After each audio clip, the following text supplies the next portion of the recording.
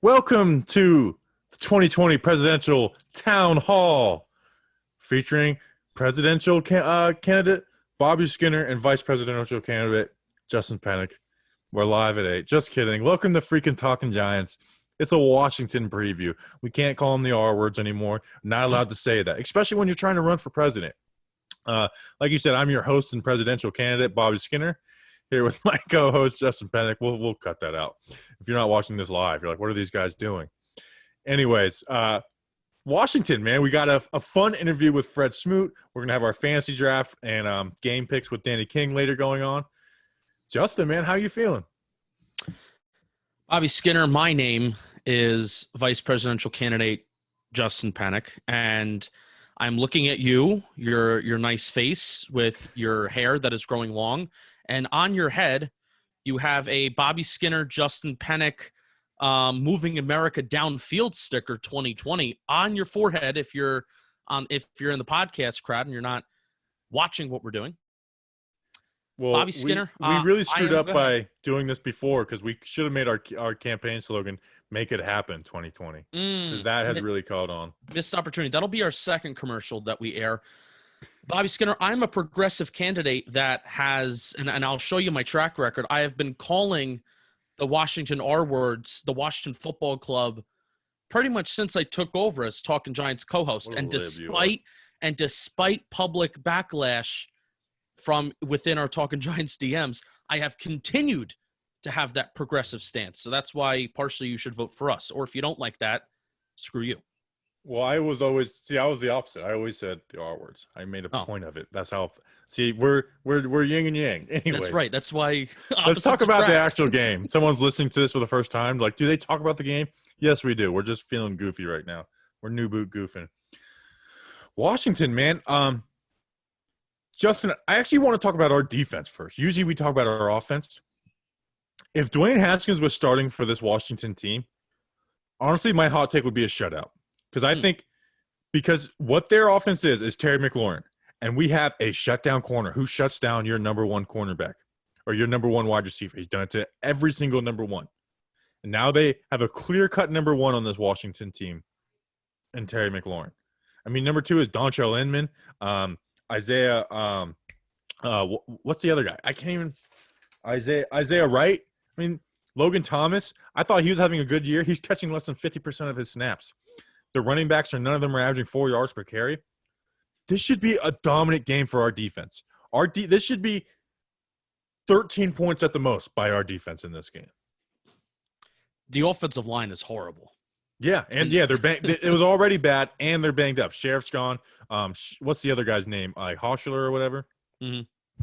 Yeah, the offensive line is horrible, and it was horrible heading into the year. I did a NFC East roundtable with other NFC East podcasters, and the one area of concern, outside of just the offense as a whole, but the one area of concern, and this is, talk to Giants fans, this is a terrible area to be concerned about heading into a season. It's the offensive line. And quarterback obviously has held them back, but offensive line has done them zero favors. Antonio Gibson, you can argue, has had somewhat of a decent year in terms of just doing what he can, but still the efficiency. He's made plays for them, but he's not. He hasn't been like dominant, in and out. Right. Because as we know from Saquon Barkley, you're so reliant on a good offensive line in front of you to make something happen as a running back, and it's tough. It's to make it happen. It's tough. So, man, it's tough without Lorenzo Carter. O'Shane Ximines may – I really wish I could – maybe I may change my Giant factor. I don't know. But O'Shane Ximines is low-key really important if he plays because he's not going to play, though. He's not going to play? Oh, he's on IR. He's not even eligible to come back. Great Giant fan. Well, there you go. Well, it's a huge loss because despite the limited snaps that he's gotten a decent amount of pass rushing opportunities, but – he's been somewhat effective. He has 5 pressures on the year, even though he's just played in a few games, and that's like second on the team, tied for second on the team behind Lorenzo Carter, who had 8 or 9. So 2 big losses. Marcus Golden's going to need to create the pressure. Kyler Fackrell's going to need to create pressure. We could even see Cam Brown, Carter Coughlin. Probably not. We didn't see it last week, but they're going to have to do a good job of taking advantage of a lackluster offensive line Probably a little bit more than they did last week. I want to see a little bit more pressure on the quarterback. Yeah, and I think that's with Lorenzo Carter out. I think that is gonna be like, okay, let's play Marcus Golden to his strengths. Let's let him get in one-on-one situations. So I'm pretty confident in this defense going into this game. On the flip side, they've got themselves a pretty decent defense as well, and our offense has been struggling. Montez Sweat has really come into his own after struggling last year, and they're just using him as a true pass rusher. Chase Young, we all know about him. So it's basically going to be Montez Sweat versus Andrew Thomas and Chase Young versus Cam Fleming. And that's deadly no matter how, whoever your team is, you're worried about those two guys on the ends. It's crazy that they got Kerrigan in a rotation too. Chase Young has 2.5 sacks to start the year. He hasn't even played all 5 games to start the year. 4. So he has 2.5 sacks. I'm actually going to be very excited to see how this offensive line does, because the front 7, they were talented, but there were questions of effort. The Giants were able to run consistently that little counter power trap play, where you have a guard pulling plus Caden Smith coming across the line of scrimmage too. That was their big chunk play that they got in the run game. Is Washington going to be able to sniff that out and stop that? And if they are able to do that, how are the Giants going to be able to respond? Andrew Thomas is a big game for. So I'm the position group that I'm most excited to watch, because, Bobby, this may not be the most entertaining game. Like last week at least was like an entertaining game to watch. Nail-biting game, but entertaining. This game may not be entertaining because we have 2 bad football teams, but the position group that I'm most excited to watch is how this Giants offensive line is going to continue to progress against a talented front 7 with Washington. And honestly, there's not much excuse for Andrew Thomas. Like, Montez Sweat's a good player, but he's also only in his second year. Montez Sweat's length is a key for him. Andrew Thomas had what? Didn't he have like the longest arms in the draft for the tackles? So yes, this is the game where Andrew Thomas should handle Montez Sweat. Not to say Montez Sweat won't have a good player too, but he shouldn't be bad. Like, he shouldn't be feeling bad about Andrew Thomas after this game. Like Jedrick Wills. Jedrick Wills has given up 3 sacks this year, and Thomas has given up 4. And Wills has had some other bad stuff. But when I watch Wills, you don't feel bad about him after any of those games. Actually, this past one you might have. Where Thomas, there's a couple of these games where you don't feel good about him. Where Thomas leaving Chicago, you kind of felt good about him. Pittsburgh, you felt amazing about him. These last 3 weeks, you haven't felt good about Thomas leaving a game. But the most encouraging thing about Thomas, Bobby, is that we saw this week Mark Colombo was coming out with quotes, and certain offensive line gurus were also coming out with certain quotes after watching Thomas. And what's nice to see is that they are exactly aware with what is going wrong. Now, this could just be Colombo being candid and just saying out loud and saying to the public, this is what's wrong, this is what we're looking at. And in the past, yeah, he was. And frankly, whether those conversations and whether, the Giants knew exactly in 2019 what was going wrong with Nate Solder, and it wasn't just a correctable issue, or previous coaching staffs knew exactly what was going wrong with Eric Flowers, and they knew how to correct it. Whether that was private information or they just had no clue and they were just, winging it because Flowers is just bad and Solder's old and you can't correct the technique after all that time. It's nice to see, at least for fans to see, that they have a direction with Thomas. It's, hey, yeah. Thomas didn't do this in college. He didn't do a lot of this. He wasn't asked to do a lot of this. He relied on this, and it's something that you've said. You've been saying it for weeks, that Thomas relied on his athleticism, and we heard the same thing from Colombo. He relied on his athleticism. So we need to work on this. We need to work on that. So there's a direction, unlike with Nate Solder and Eric Flowers, where there was no direction because, one was old and the other one was just straight up bad. And, yeah, not a hard worker in Eric Flowers. Yeah. And, Andrew Thomas has been, honestly, noticeably better than Nate Solder. I know that sounds crazy because of what we've seen on Andrew Thomas, but he has been noticeably better than Nate Solder. You're never worried about just Jones being lit up, like on the play side. And I said this I was just steering with our guy, license plate guy. I hate bringing up Solder, but honestly, I won't say nowhere near, but it's clear to me that Thomas is better than Nate Solder is right now. Nate Solder single-handedly cost us football games in 2019. It's for 5 games in. Andrew Thomas has not single-handedly cost us football games this year. He has not. Yeah. Nate Solder derailed drives. Did this get past him, really because of the fumble? But I agree with you. I get what you're saying. Yeah. So. And then, they on the back end, there's nothing special. Landon Collins, that's always a fun matchup to see what happens there. The return of Caden Smith versus Landon. We'll see what Ingram's able to do because he didn't play in that second matchup. So it's going to be exciting. I mean, do you got anything else before we kick it to Smoot? No. Fun interview. I'm excited to listen to it. I'm excited for everybody else to listen to it. And go Giants. We'll see you in the third part of the show. Yeah, and before that, week 5 of football is in the books, and now it's time to review the tape. We've been doing that. And get ready for week 6. There is no better place to get in all of the action than with DraftKings Sportsbook, America's top-rated sportsbook app. To add to the excitement of week 6, DraftKings Sportsbook is bringing back their can't-miss offer. If you haven't tried DraftKings Sportsbook yet, head to the App Store now because you don't want to miss this. DraftKings Sportsbook is giving all new users the chance to receive a sign-up bonus up to $1,000. On top of that great sign-up offer, DraftKings offers great odd boosts every Sunday to help you make it rain. Make it rain, make it rain, make it rain. Don't worry if football isn't for you. DraftKings is giving you all basketball fans a 200% profit boost of any basketball market once you sign up. You see those new Nets jerseys? Ooh, that brings out the nostalgia, and I'm back. DraftKings is safe, reliable, and secure, making it easy for you to deposit and withdraw your money at your convenience. Download the top-rated DraftKings Sportsbook app now and use promo code JOHNBOY when you sign up and get up to $1,000. That's code JOHNBOY to get a sign-up bonus up to $1,000 for a limited time only at DraftKings Sportsbook. Must be 21 or older, New Jersey only. Bonus comprised of a first deposit bonus and a first bet match, each up to $500. Deposit bonus requires 25 times playthrough. Restrictions apply. See DraftKings.com/sportsbook for details. Gambling problem? Call 1-800-GAMBLER. And here's Fred Smoot. All right, we now welcome on to the program, NFL veteran. Now he's working with the Bleav Network, so the Bleav Washington podcast. I got no real name yet. We'll change the name of it next year. Fred Smoot, former Viking and former Washington player. What's going on, Fred? Man, I'm good, brother. How you doing, man? We're both in the dumps right now. You with the Giants, I'm with the Washington team. We just gonna make the best out of what we got right now. Fred, I got a lot of friends who are Washington fans, and our text chats this week are, hey, somebody's got to win this one. Somebody's got to win this one. Somebody's going to be feeling at least halfway decent. Well, this is the great part about it, man. I think when you judge a team, you judge it on expectations. And I don't think we ever expected our team to be a world beater. You got to realize 80% of our team is under the age 25. Very talented defensive line. We got a very talented group of wide receivers that can actually go make it plays. But when the offensive line play has been like it's been, you can't showcase these guys on offense. And that's what's been killing us here in Washington right now. Right. Well, you said y'all didn't expect to be world beaters. We just expect to be Washington beaters this year.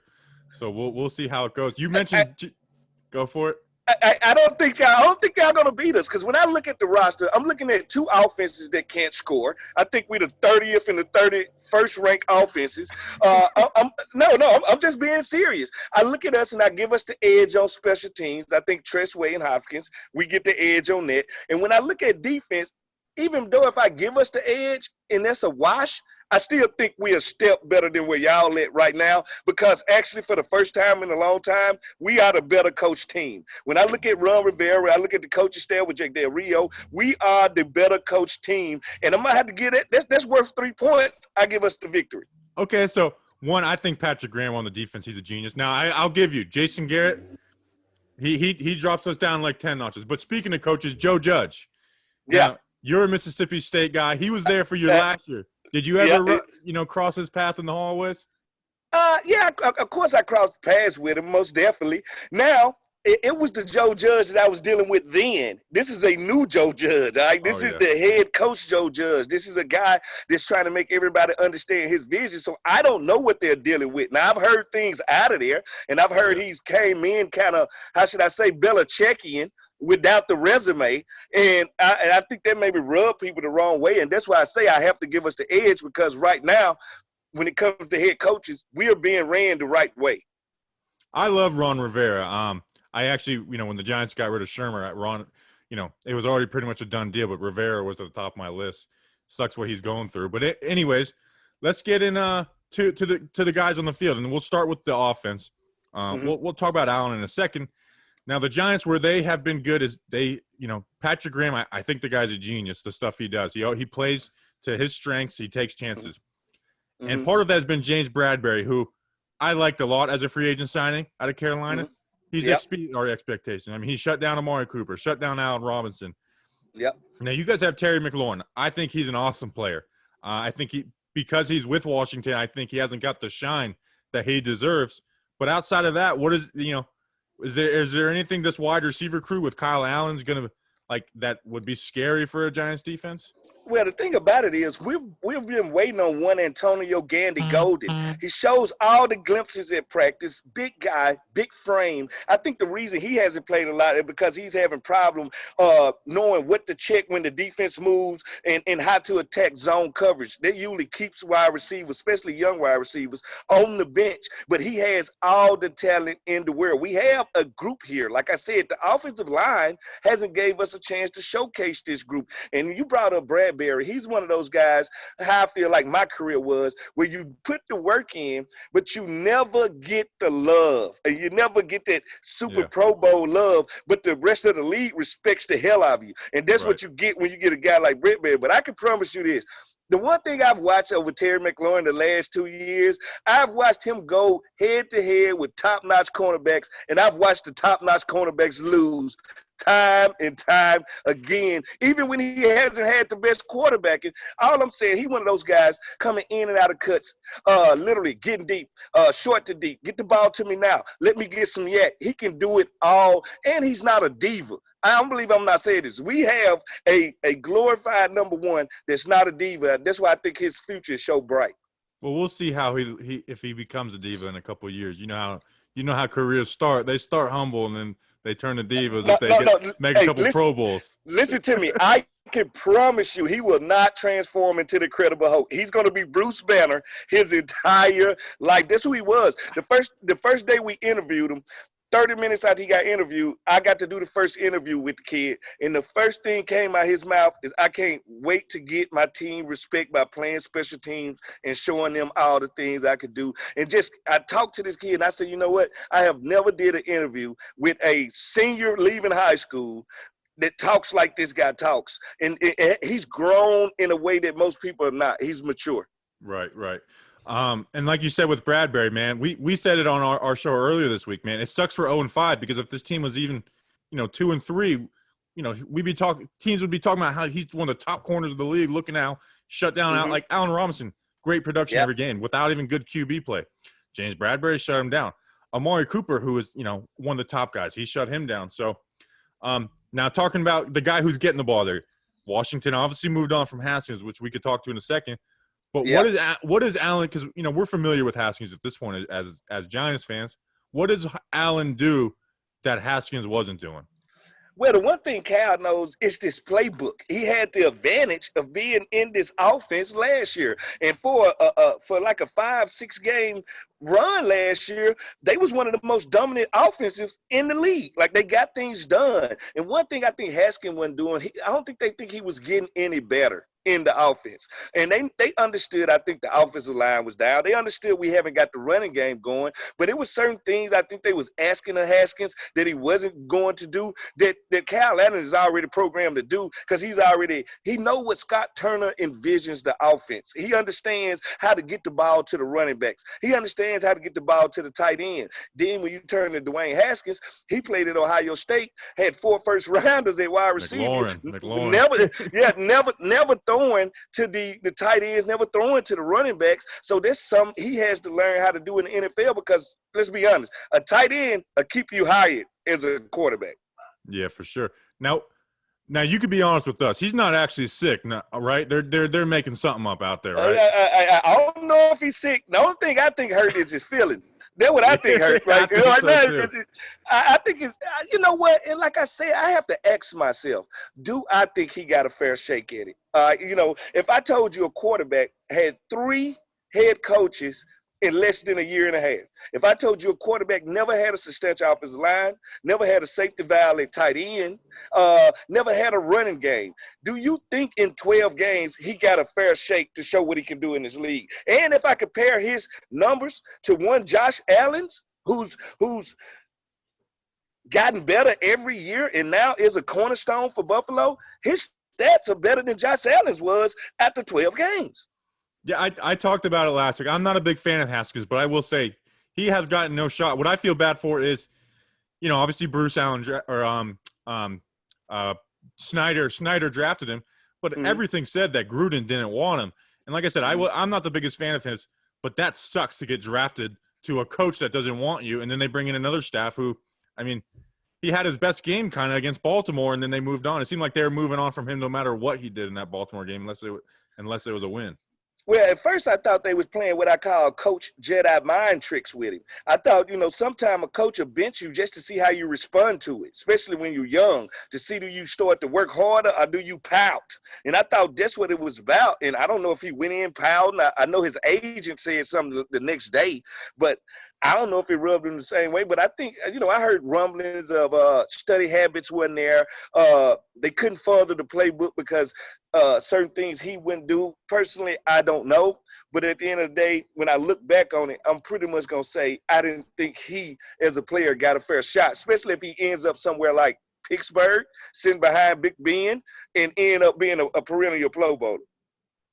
Yeah, I don't think that's going to happen. But let's talk about the other guy. This is real quick.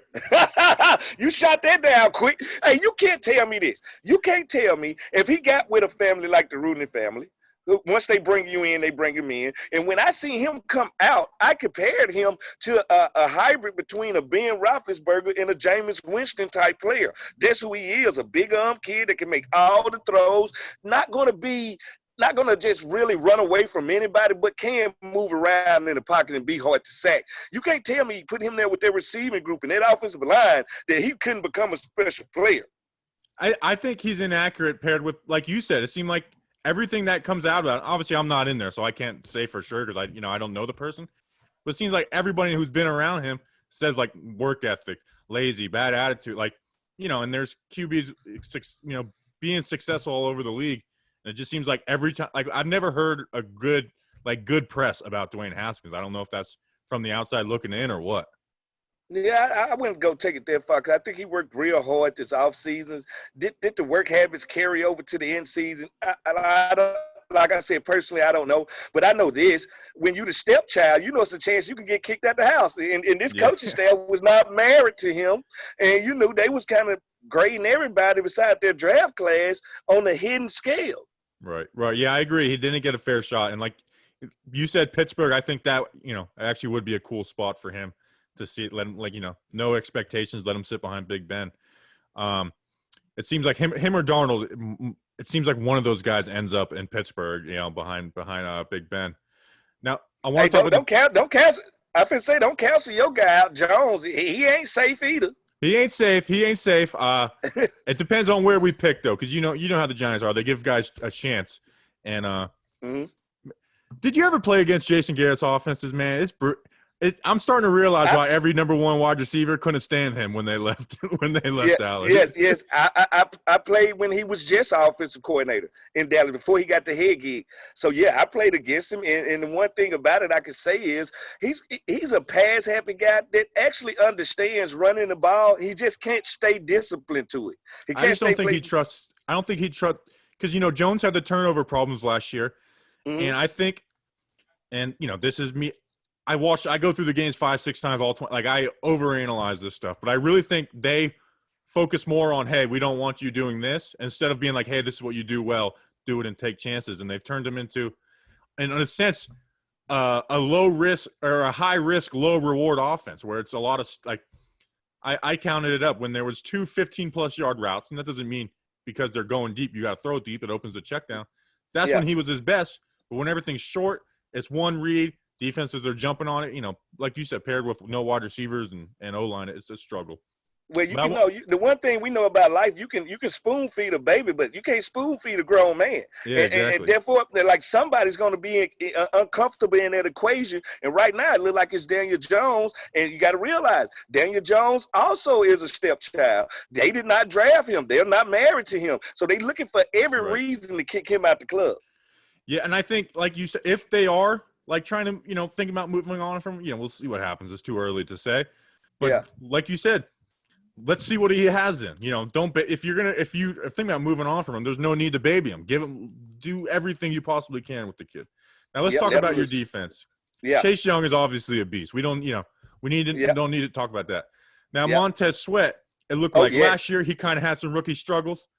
I watched you against Cleveland. He was doing some good stuff against Jedrick Wills. That run game, it's hard to get there all the time. But what has he done to take that next step in his second year? Well, first of all, he's with a defensive coaching staff that knows how to use him. They're not dropping him into coverage. They understand he's a pass rusher. And I told people about at the beginning of the year, Chase Young is going to be the most dominant. Montez Sweat will have the most sacks because a lot of people are going to be running away from Chase Young only to run into Montez Sweat. So at the end of the day, they're going to feed off each other. And what I'm thinking right now, he's just comfortable. He's comfortable doing what a coaching staff is asking him to do. And we already know what type of athlete he is. We already know the talent that he has. But they challenged him before the year and said, we know you're a great pass rusher. Let's see, can you stop the run? So he's been focused on playing the run game. And I think that solidified everything on the D-line because you got John Allen, Deron Payne, all these guys, Tim Settle. We got a hell of a rotation here. So at the end of the day, what they understand is the more and more comfortable these guys get to playing together, the more and more dominant we're going to be. The last time we won Super Bowls here, we dominated the trenches. The Hogs on offense, Dexter Manley, Charles Mann, rest of them on defense. We understand trench warfare, and we got one side of the ball already taken care of when it comes to that. Well, I appreciate that information because I wasn't alive last time they was winning Super Bowl. So the more you learn, the more you learn. And we actually had a name then too, so it's new to me also. Well, all right, we're talking about the name. What do you think the name should be? Well, I am the father of the Red Wolf movement. Like I just think. I think this. We are the fan base that's already we'll be the first city that had a chance to rename two major teams. We had to rename the Washington Bullets to the Washington Wizards. We know how that turned out. And now we're renaming the NFL team. And I think we got to take a chance on this one and understand when you pick a mascot, it's more than just a mascot. It's what comes with it. What reactions comes with it? What could we do? And I like the Red Wolves because I could see us sacking Daniel Jones, Chase Young sacking Daniel Jones at the new field, and 80,000 just howling like wolves. I could see that happening on a Monday night. I could see Halloween right there. On Monday night. Hey, listen, we won't be down forever. This is what I know about the NFC East. When we're all bad together. But when we're good, we're all good together too. Yeah. So that's the thing. When two of us come back, the other two coming also. So it's gonna flip now. It's gonna flip, and it's gonna flip soon. But I am of the Wolf movement. I don't care if it's the Washington Wolves. I don't care if it's the Washington Red Wolves. I'm with the Wolves. I like it. So you're trash talking Daniel Jones. Let's get a little back. Last time we played, we threw 3 touchdowns on blown coverages by Landon Collins. Has he figured it out? He's an old friend of ours. What's the deal there? Man, Landon starting off the year kind of slow, He was one of the guys, he actually had a pretty good solid year last year, but he's one of the guys you look to as a leader, and he's known for his ability to be a box safety. And when we play a team like Cleveland that's going to let you know this is going to be a box safety game and you don't show up, that's when the problems arise. So he's a guy, can't say he's on a hot seat by any means, but I'm sure they've alerted him to the fact they need him to play better for us to win ball games. Yeah, Landon was our guy when he was here. It seemed like he didn't want to leave. Well, we know for a fact he didn't want to leave, but he couldn't turn down that contract and the Giants didn't offer him. And it was interesting because, the first game, him and Peppers got after it after the game. Yeah. And then week 16, man, that overtime game. And then that last one, Caden Smith, making Caden built confidence in us of Caden Smith going to the offseason, where now it's like, all right, he's just a backup tight end. Yeah, he's just a dude. He's what we call in the league, he's a jag, just a guy. I like it. Well, Fred, I appreciate you giving us some time, man. Where can people find you? Find the Bleav Washington podcast? I mean, where are you at these days? Yeah, first of all, most definitely part of the Bleav family. I handle the Washington football team part of things. It's called The Pro and the Fan. Me and my co-host Percy Donaldson. It's a lot of fun. I also have another podcast I do with One Chick Hernandez. It's the Chick and Smoot podcast. You can find that on Spotify and Apple. I'm a little bit all over the place. That's how I like to do. Hey, we don't need a name to talk football. We love to talk football here in Washington. Well, where are you at right now, man? Because it looks like you're in paradise with those blue skies behind you, umbrella and everything. I'm on my deck right now. I'm literally got my pineapple juice out here. I'm relaxing. Once they told me I was going to get on the phone with you, I want to be as relaxed as possible since we in such a tense situation, since we got one win between the both of us. I said one of us might as well be relaxed. I appreciate it, Fred. All right, man. Thanks for coming on. Maybe we'll talk at the end of the season, and we'll have more than one win combined. No ties, no nothing. I've been saying maybe. I can't make no promises, brother. Yeah, all right, sounds good. All right, brother. Thanks, Fred Smoot, for coming on. That was fun, talking a little trash. He was a good trash talker, and then I was like, should I just go in? And I was like, no, we'll be playful. So it was fun. But now welcome on Weatherman Danny King. Danny, how are you? What's the weather looking like for Sunday? I'm doing good. I mean, the weather for Sunday is going to be cool, but it's not going to be as hot as last Sunday when it was like 90 degrees in Dallas. It's going to be 61 degrees. Got a wind 8 miles per hour. The southeast, a lot of south in that one. Visibility 10 miles. Once again, always love to see a good thing. Cloud cover 55%. We care about the cloud cover. Precipitation probabilities 1%. So there's going to be no rain. So you love to see it. Yeah, it's still. I woke up this morning and it was 81 degrees. I was like, man, it's chilly out this morning. So I hate you. It's a big difference. It's a big difference. I'm losing my tan though because I'm not outside. You had a sweatshirt on in a YouTube video today, so I'm like, it's definitely still 80 degrees in Florida. But for Bobby Skinner in Florida, that's hoodie season. I was actually doing laundry and I didn't want to wear an orange shirt in the video, so I just threw a hoodie on just for the video. So that's actually what it was. So hoodies are comfortable though. Hoodies are comfortable, especially the Talking Giants hoodies. Our merch store. We're trying to get some more merch on there. They're not doing it, even though I've reminded them twice. Nonetheless, hopefully they listen to this and get it freaking done, people. We're trying to get these stickers on the store. Oh, they won't put those out. No shot they put those out. They asked. They said they would. They just haven't done it yet. Okay. If they don't do it tomorrow, I'm going to be pissed off. So should we introduce the new segment I made up that started last week? It's called Giants Trivia. Giants Trivia. Is that Giants the name Trivia. of it? Where'd you think of that name? Myself in this very moment. Oh. Someone's gonna say copyright. All right. I need some kind of dumb. Let's all right. 30 seconds on the clock. Let's try and figure out a name for this segment that's not just Giants Trivia. It's the gotta King's be Club's questions. The King's fact. The King's fact of the week. Danny King's dumb question. How about that? Okay, yeah, I like that. Danny King's dumb question. All right. So are you dumber than Danny? Well, yeah, it works. I don't know. We'll think of it. We need more than 30 seconds to figure it out. Are you dumber than Danny's question of the week? In the series against the Washington football team, what was the name of the Giants wide receiver who caught 11 passes for 269 yards against Washington? Victor Cruz? No. This is a tough one. Mario Manningham had a really good game, but it was not a 269-yarder. This must be before this must be 90s or 80s. You are. Is it Amani Toomer? No, it's not Amani Toomer. The answer is actually Del Schaffner. Del Schaffner.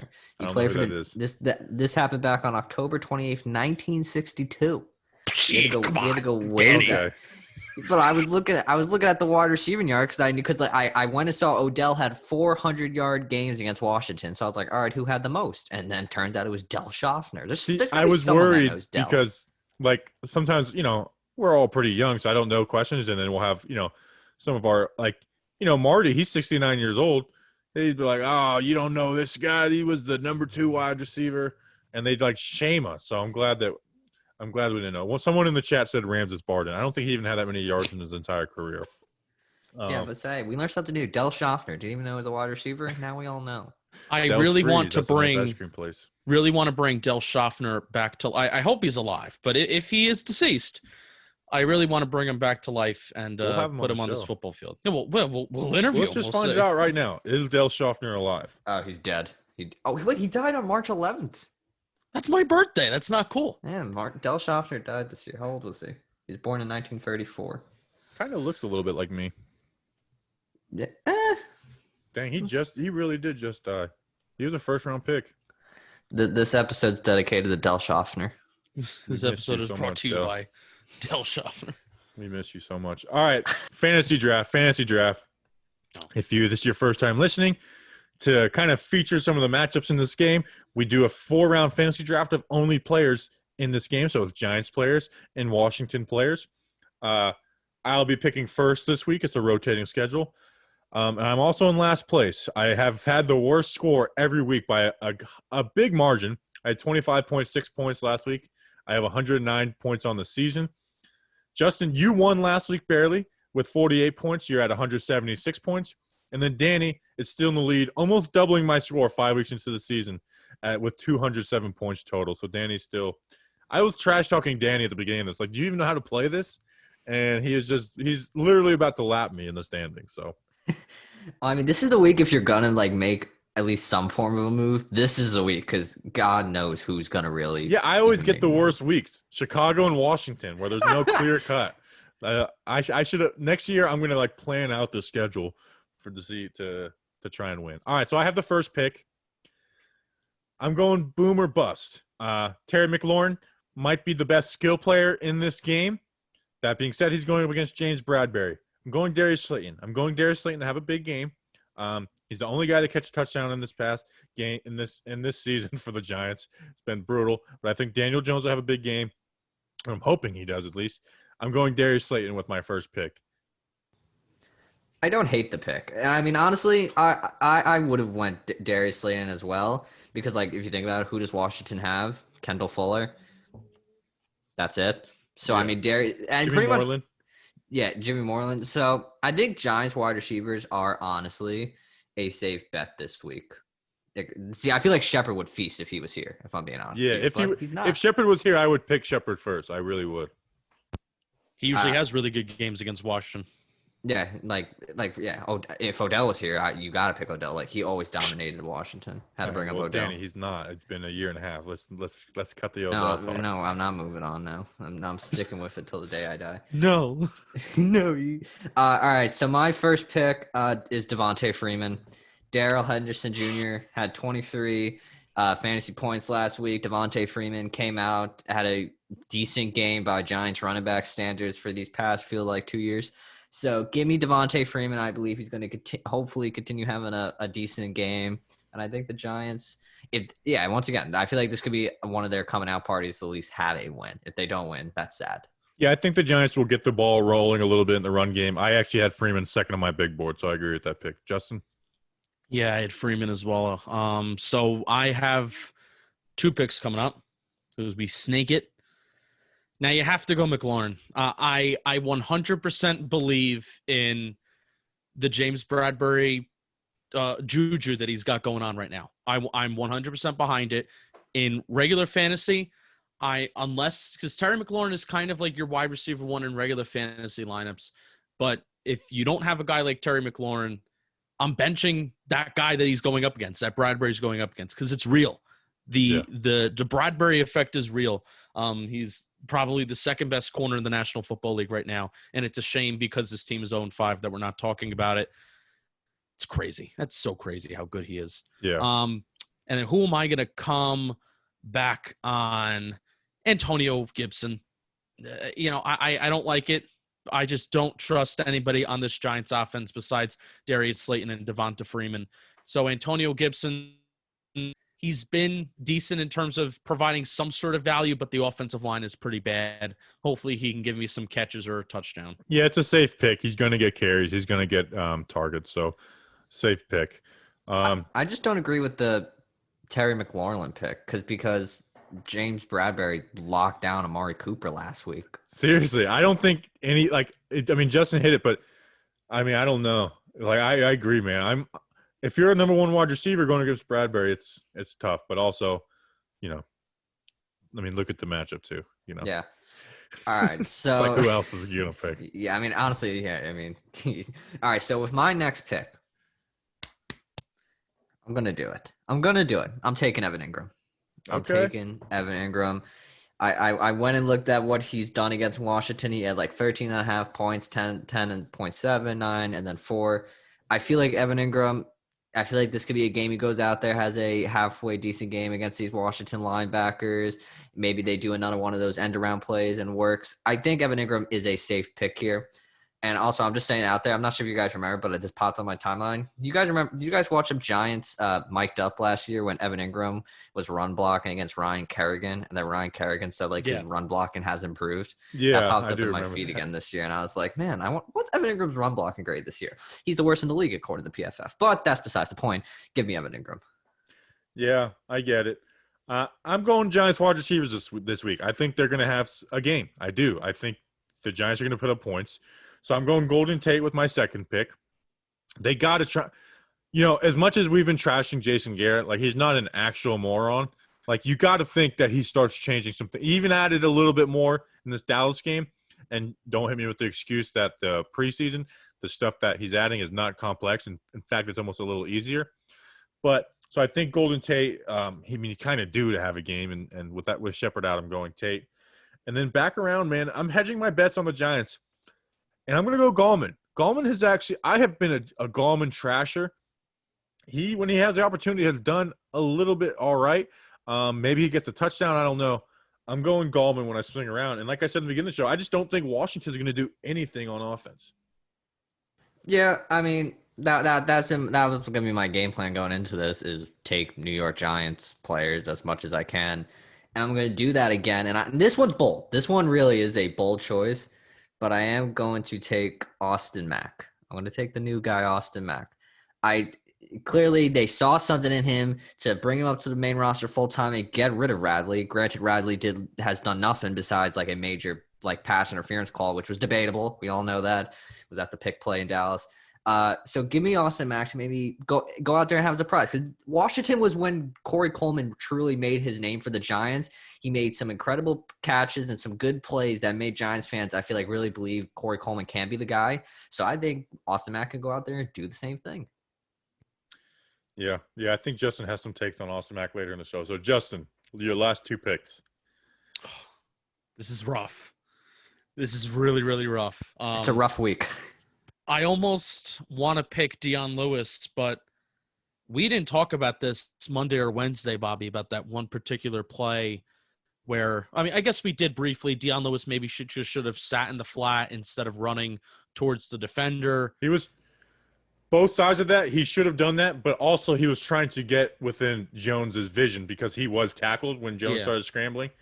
And I saw that more of hey, I don't know. But also, if Jones throws him that on the run, it probably gets intercepted too. So, yeah, it's a tough play. Dion Lewis has been wildly disappointed. Understand we haven't seen him often. He's done a solid job in pass blocking, but he's been wildly disappointing. Put it on him, put it on Garrett.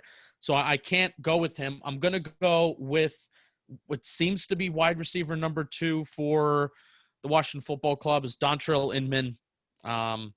Has 12 catches this year, 54% catch rate. He has 2 touchdowns, so I guess I'm banking on him catching a touchdown. Man, this is so bad. This is just so bad. And then I guess Logan Thomas, sure, terrible too. But he's their starting tight end, so it's with the 4th round, it's not a bad pick. Whatever. All right, Danny, last pick.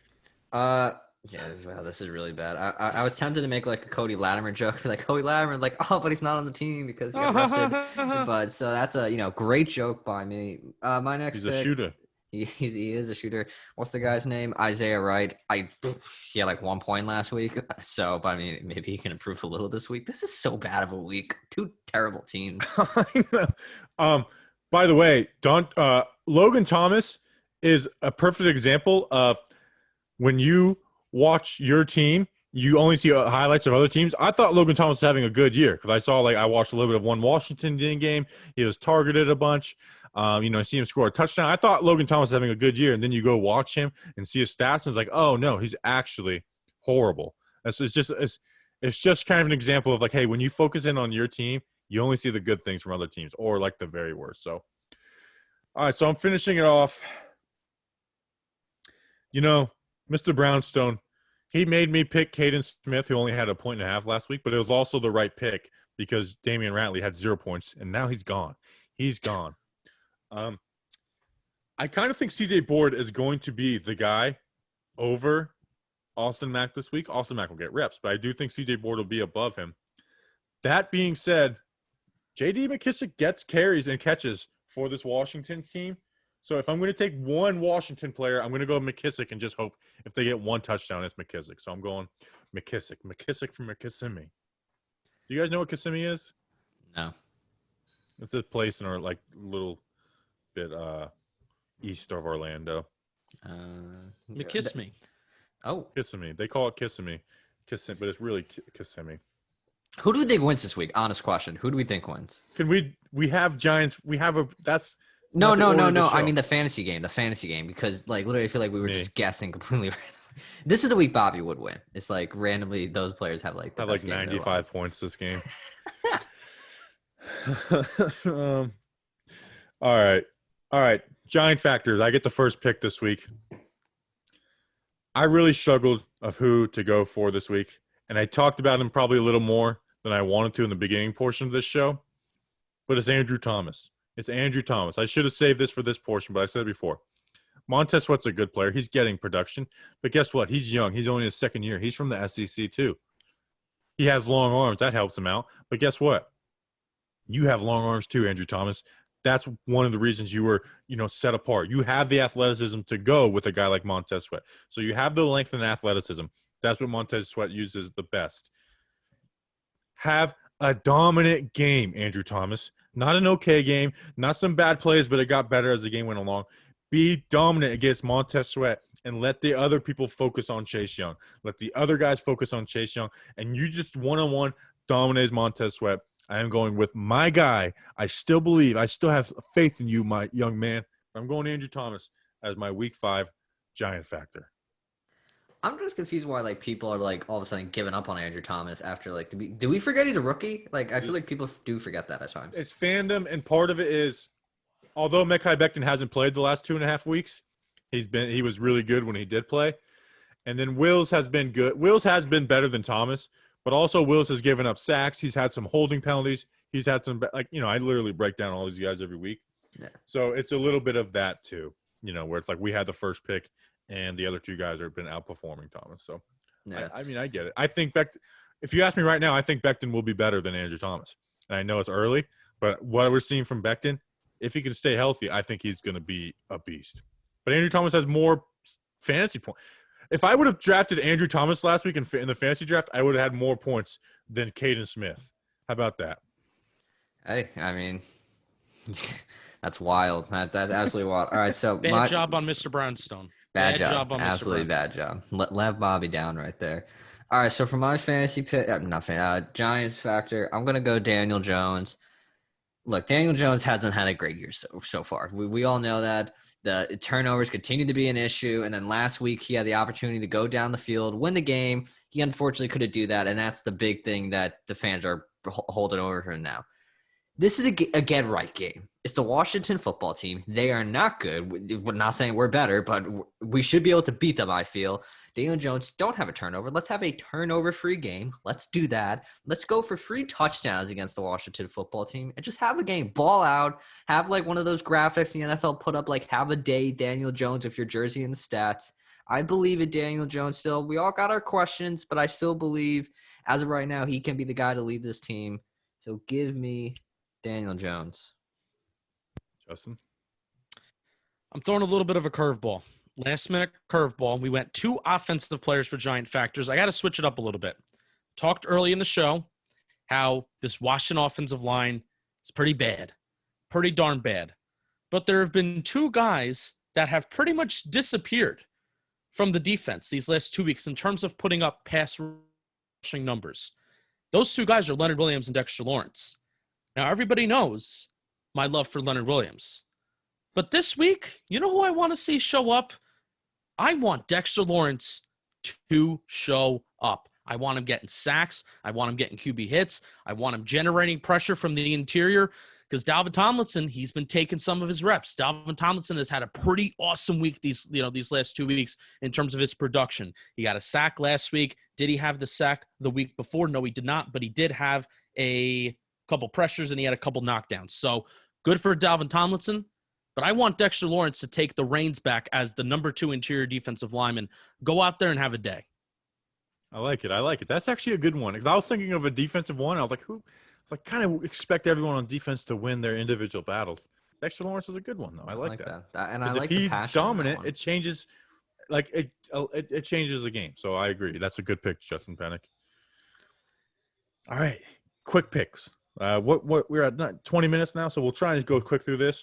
The listeners are in first place because they're pansies and only pick favorites at 27 and 12. Justin and Danny are tied for second at 24 and 15. I'm a little bit behind at 22 and 17, but it's a minor setback for a major comeback. Imagine if I end up winning fantasy and quick picks. You guys will look so stupid. You guys will look so dumb because guess what? I'm a winner. Vote for me. If you somehow shoot to first place, I think I'm retiring from this whole thing. That's all it takes. I'm going to start trying harder. All right, quick picks.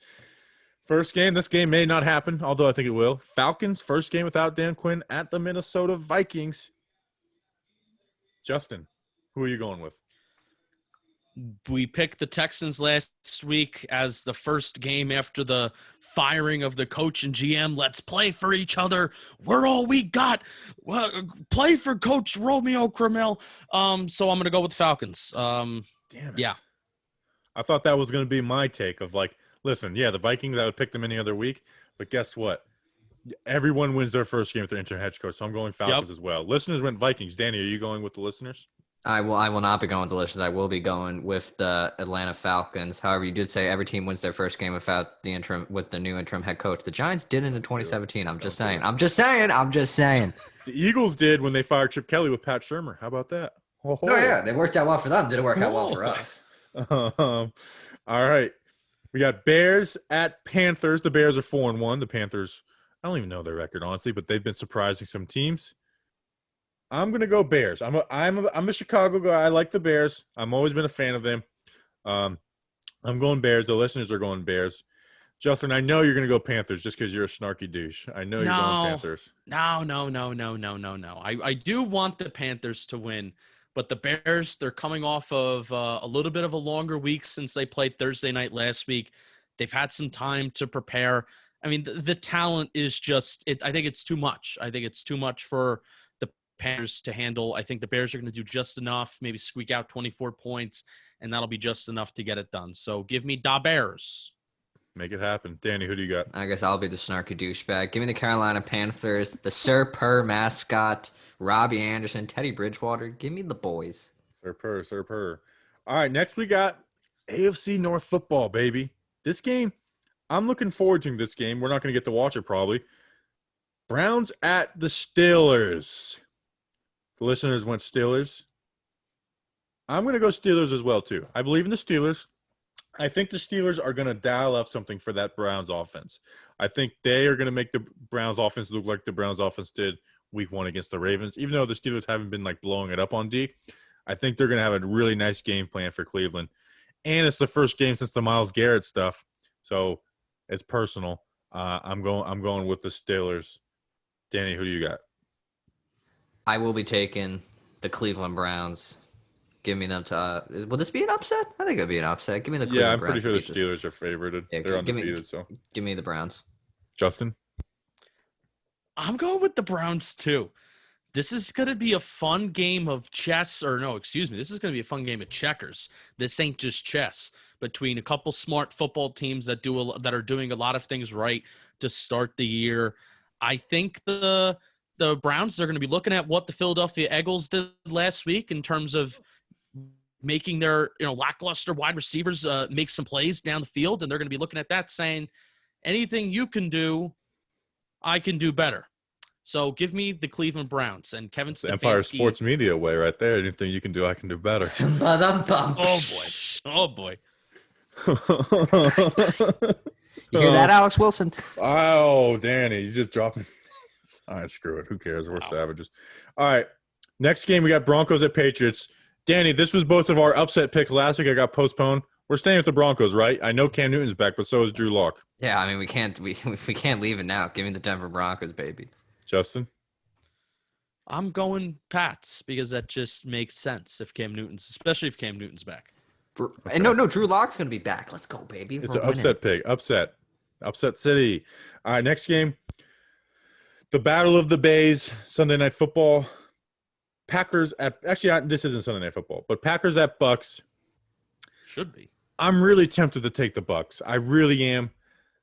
But I think the Packers are just the better team. I think the Packers are just the better team, so I'm going Packers. Justin? Yeah. Aaron Rodgers is too good. Yeah. Damn right he is. Still got it, don't he?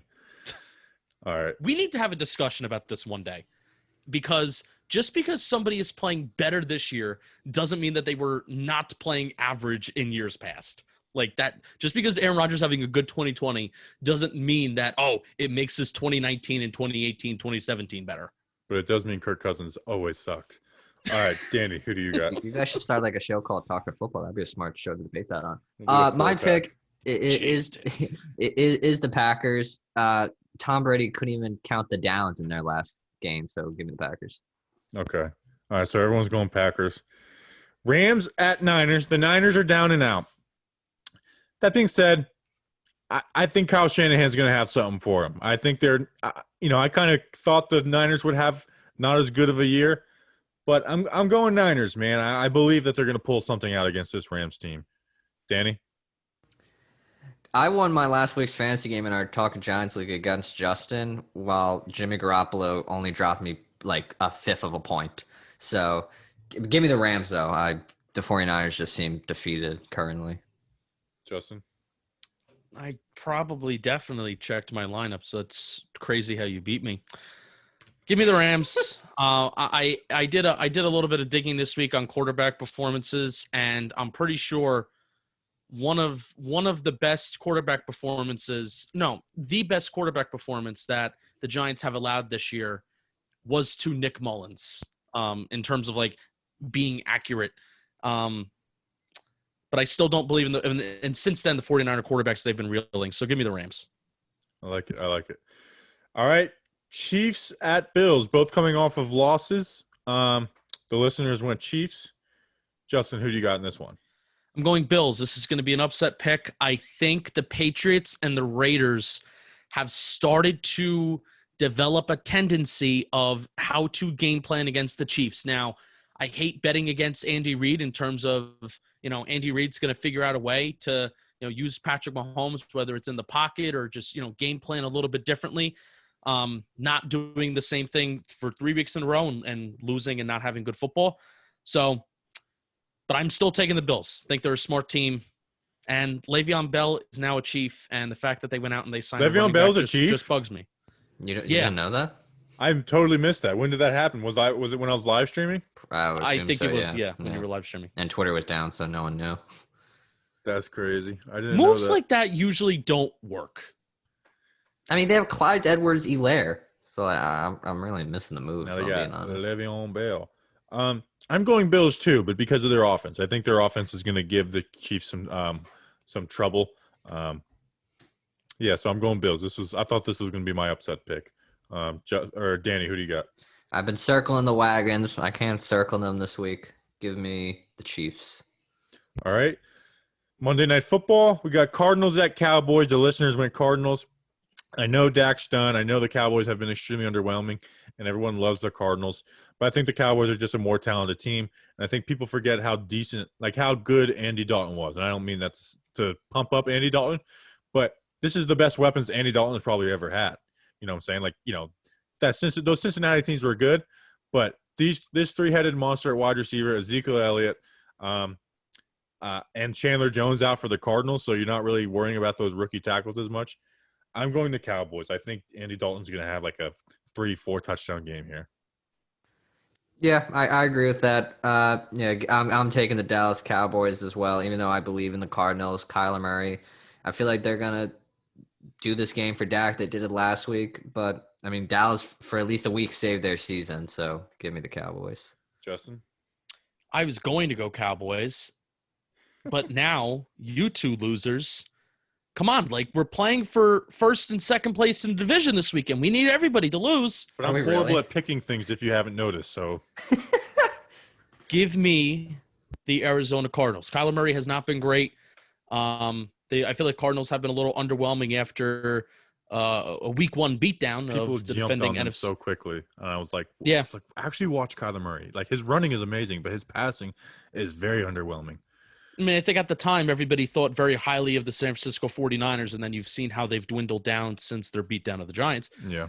But give me the Arizona Cardinals. We need everyone in the NFC East and the NFC least to lose. Yes, that's true. That's true. I A lot of hate that division this games team going still. forward. I hate that this is such the biggest stretch of the Giants' seasons right now. If they don't win this, there's no hope for a fun December and November. Long December, Counting Crows once said. Danny, game predictions for the Giants. Prediction and score. I will be going with the Giants. Like I said last week, I can never pick them against a divisional opponent. I don't think this is going to be one of those, fun games. I don't think it's going to be like as fun as the last game that the Giants played against Washington, that Chase Young Bowl. I'm still taking the Giants. Give it to me 24-10. Okay. Last time the last comfortable game for the New York Giants was against Washington in week 4 last year. Because actually the Miami game with Eli was comfortable. I was just there, so it felt a little different. That was the Daniel Jones home debut right there. Yeah, it was. It was. All right, Justin, predictions. 19-10 Giants.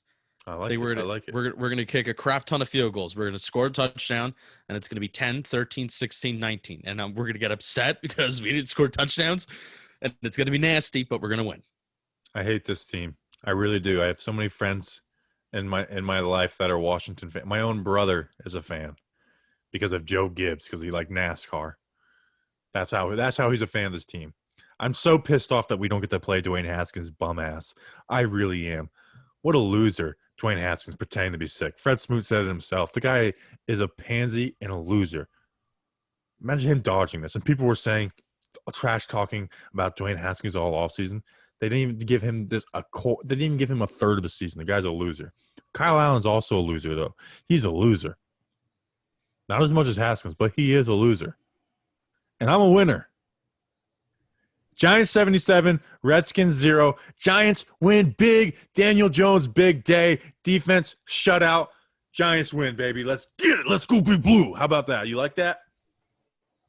Like that? Is Alex Smith a loser, though? Like, what happened to people? Alex Smith is a loser. Okay, just had to He establish shouldn't it. be out there. He sucks. He's horrible. Every time you tackle him, you're scared his leg's going to break. Go home, Alex. You've proven your point. Go home, Alex. I was thinking about doing Oh, no.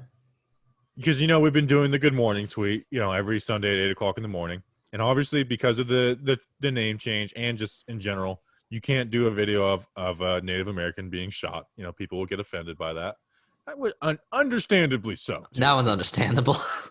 Understandably so. They've been through a lot in this country, So I was thinking of doing the Alex Smith breaking his leg video, but obviously that would offend a lot of people too. We can't do that either. Joe Theismann. There's a lot to pick from, and we just can't do any of them this week. It's not- What are you going to do? Joe Theismann. What are you going to do for Dallas? I just when we feel like play a them again? real life dude getting like his leg broken isn't like that's actually not that. That's actually kind of offensive. They put literally Joe Theismann breaking his leg with Lawrence Taylor at the beginning of The Blind Side. You could do it. Yeah, but not making fun of it, being like, "We're gonna do this again. We're gonna win today." For CBS didn't care. semantics. They kept showing Dak Prescott's ankle bend in the wrong direction the last week. They're like, let's take another See, they look at blurred this it shot. out on ESPN the other night. Did they really? Yeah, it's so weird. Like it was like the pixelated. Yeah, It's like that point, what's the point of showing it? Oh, quick prediction. Does Arch Manning have a good game tonight? Or- Yes. or- Yeah, he has a good game every week. He's a Yeah, beast. Future Future QB. giant quarterback. Yeah. Tank for Arch. Tank. Loki, I would be excited about that. All right, that's an episode. We appreciate you guys. Thanks again for Fred Smoot to coming on. We'll see you for a win on Monday. I'm feeling it. A lot of you are gonna figure out what a Victory Monday intro is like. I'm promising it. I don't even know. Guarantee. We appreciate you guys. We'll see you on Monday. Enjoy your weekend and enjoy a victory. Until then, let's go, Big Blue.